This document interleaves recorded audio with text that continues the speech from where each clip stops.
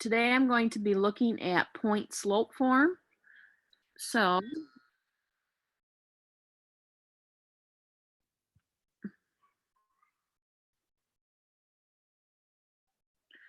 all right, so point slope form, you probably are familiar with standard form of an equation.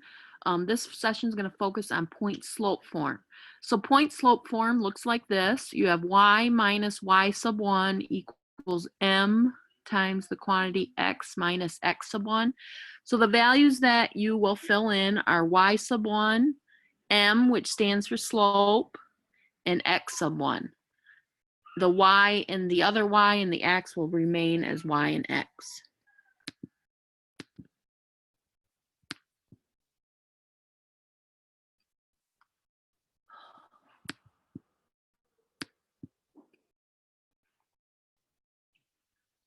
All right, so what we're going to do now is we're going to look at an example. So if you have the point -2, 3 and a slope of 5, and we want to write that in point slope form. Sorry if my screen keeps going in and out. There's a download happening, and so I think that's affecting it. It's downloading something to help with this connection. So anyways, if we go, we have y minus, so I'm going to write the formula, y sub 1 equals m times x minus x sub 1. So if you remember, these are the values we have to fill in. Well, in this case, it's easy because I give you a point, -2, 3, and I give you the slope. So I give you the values that you have to sub in. So remember, in a point, we have x, y. So this first value, -2, would be your x sub 1, and the y sub 1 would be 3, and m, the slope, would be 5. So all we have to do is substitute those in. So we have y minus, so you're going to sub in the y value from your point, which is 3, equals m, which is slope, and they told us it's 5, times x minus, and then you're going to sub in the x sub 1, so your x point value is -2.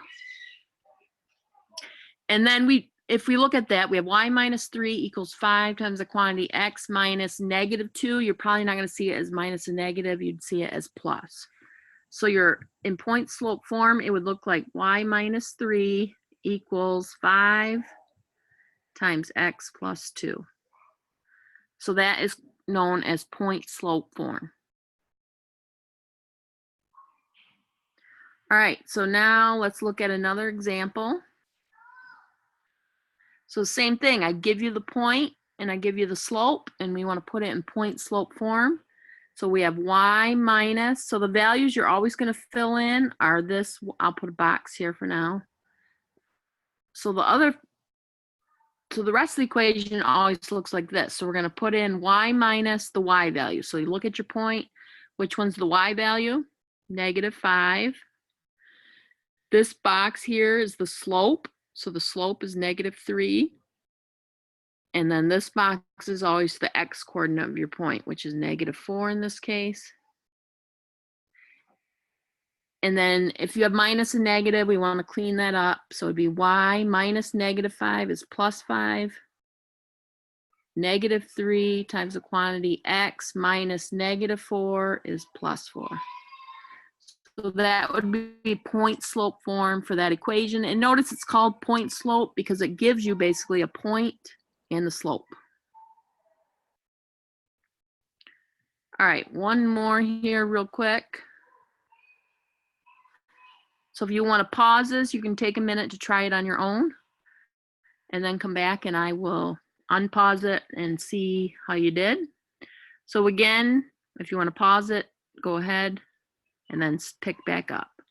All right, so we have y minus, we're going to sub in the y value. So the y value is 8 equals the slope, which is 1/2, times x minus the x value, which is -2. And then we want to clean that up. So y minus 8, nothing we can do there. 1/2 x plus 2. All right, now sometimes they're not going to give you the slope. So in that case, you have 2 points. They're going to give you 2 points. So before we can do point slope form, we need to know what the slope is. So this is a good review of slope. So remember, slope is y minus y. So you're going to pick a y value. So our y values are -2 and 8. So I'm going to start with -2 minus 8 over x. So our x values are 5 minus your other x value is 7. And then we need to simplify this. So we have -2 minus 8 is -10. And 5 minus 7 is -2. And then if you can, reduce that. So -10 divided by -2 is 5. So our slope is 5. So now we have slope and we have 2 points. So you might think, oh no, we have 2 points. Which one am I going to use? It doesn't matter. You can use either one. So there are actually 2 right answers for this, but you only need to put down one. So let's start with, let's say I'm going to use this point, 5, -2. So I would do y minus the y value out of this point is -2 equals the slope. Well, remember we just found that. It's 5 times x minus the x value from your point, which is 5. And then if you clean that up, you'd have y plus 2 equals 5 times x minus 5. So that would be one correct answer. If you had that, you'd be correct. Or you could use the other point. So let's say you chose to use 7, 8. Then your answer would be y minus the y value, which is 8, equals the slope, which is 5, times x minus 7. So either of these answers is correct. It just depends on which point you use.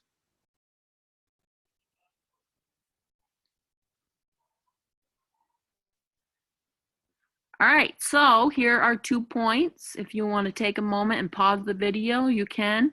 So you can try to put it in point slope form on your own and then check your answer.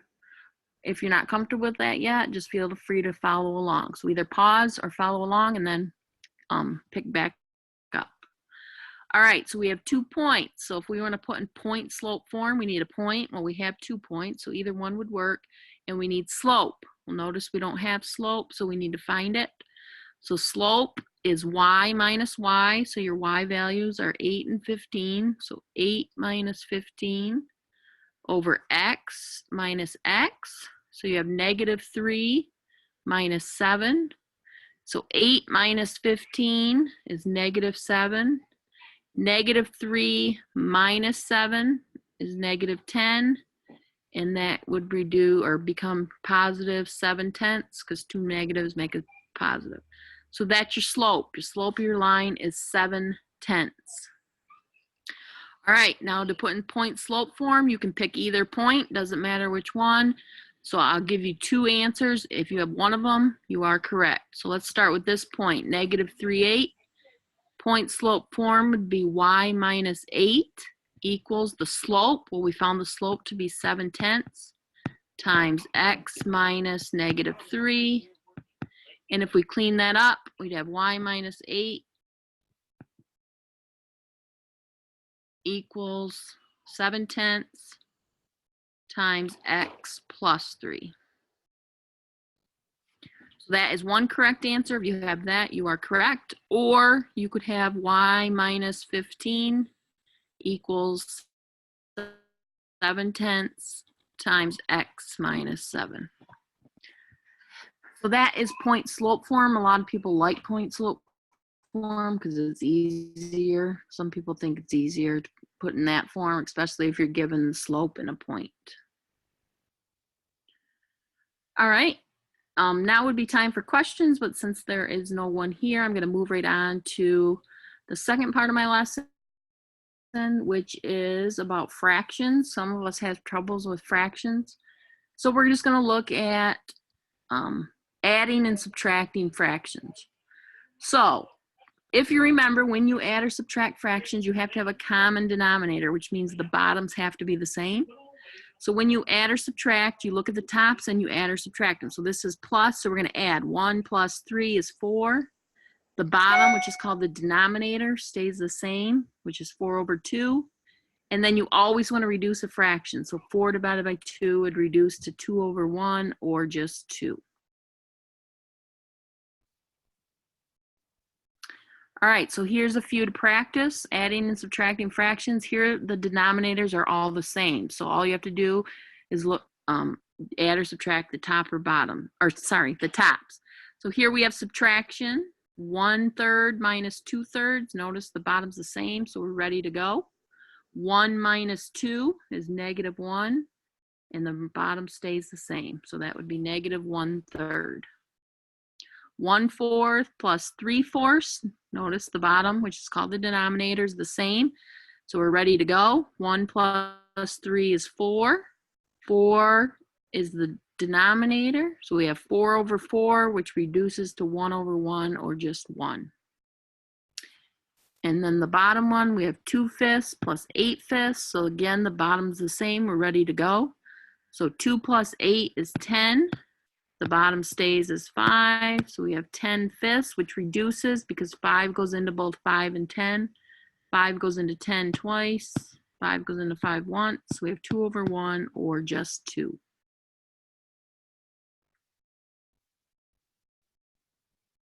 All right, so hopefully you find those pretty easy. If you're adding fractions or subtracting them, the bottom's the same, you're ready to go. Now in this case, we have 2/3 plus 3/6. So notice our denominators are different. So we're not ready to go. We need to do something about that. So we need to have a common denominator. So what you need to do is look at your numbers 3 and 6 and figure out, well, what number do both 3 and 6 go into? And you want to pick the smallest one, otherwise you probably have more to reduce, but if you don't, you can keep reducing down. So let's say 3 and 6, the smallest number they both go into is 6. So that is what I'm going to use for my denominator. So then you say, okay, well, 3 goes into 6 how many times? So 3 goes into 6 twice. So that means that's what you have to do to the top. You have to multiply it by 2. So 2/3 is equivalent to 4/6. Then you do the same for this. Well, 6 goes into 6, it's already a 6. 6 goes into 6 once. So basically you multiply it by 1, which is 3, so it stays the same. And now you're ready to go because your denominators are the same. So you have 4 plus 3 is 7, 6. So depending on what form they want your answer in, you could leave it as 7, 6, or you can make a mixed number, which is 1, because 6 goes into 7 one time and 1/6.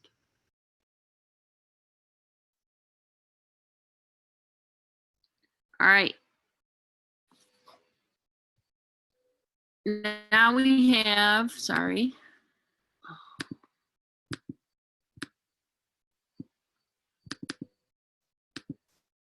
All right, my computer is, or my iPad's not being friendly today. Okay, here we go. 4/5 minus 2/3. So again, we look at our denominators. We have 5 and 3. They're not the same. We're not ready to go. So we need to look at 5 and 3. What number do both 5 and 3 go into? Well, the smallest number they both go into is 15. So that's what we're going to use. So we're going to look at, okay, 5 goes into 15 how many times? 3. So we're going to multiply our top by 3, so that's 12. So 4/5 is equivalent to 12/15. 3 goes into 15 5 times, so we're going to multiply the 2 by 5. So 2/3 is equivalent to 10/15. And now we're ready to go because our denominators are the same.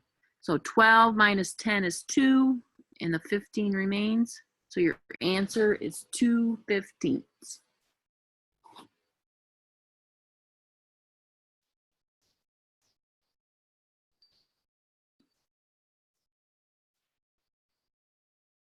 All right, we'll do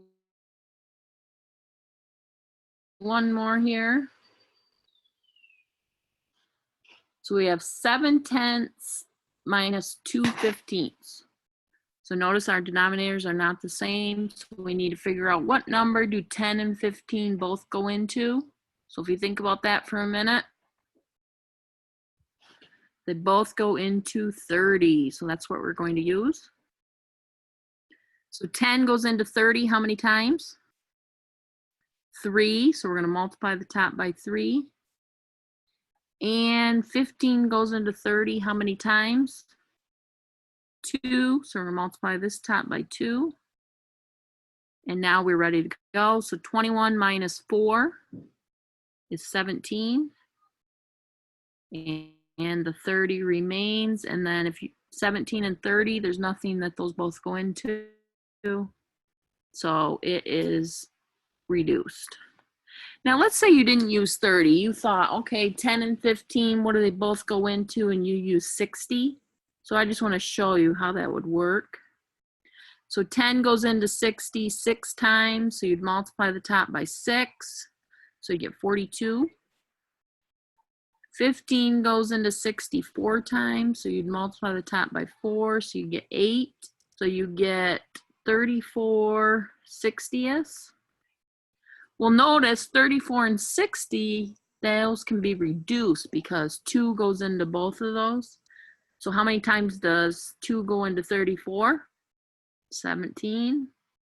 How many times does 2 go into 60? 30. So see how you end up with the same answer. So basically by using the smallest one, it just might save a step, but as long as they both go into any number, that will work. All right, so that's just a little bit more about adding and subtracting fractions. I will guess this, I guess I didn't do this one, so we'll go ahead and do one more. So 5 and 3, what do both 5 and 3 go into? 15. 5 goes into 15 3 times, so we're going to multiply the top by 3. 3 goes into 15 5 times, so we're going to multiply the top by 5. 9 plus 10 is 19. The bottom stays as 15. So there is 19 fifteenths, or you can rewrite that as 1. 15 goes into 19 1 time, and how many do you have left over? 4 out of 15. So either of these answers would be acceptable unless they said they wanted it in mixed form. All right. Well, hopefully you learned a little bit of point slope from this video and about review of adding and subtracting fractions. As always, if you have any questions, please feel free to reach me by chat or email, and I will be sure to get back to you that day. Keep working hard, and thanks for watching.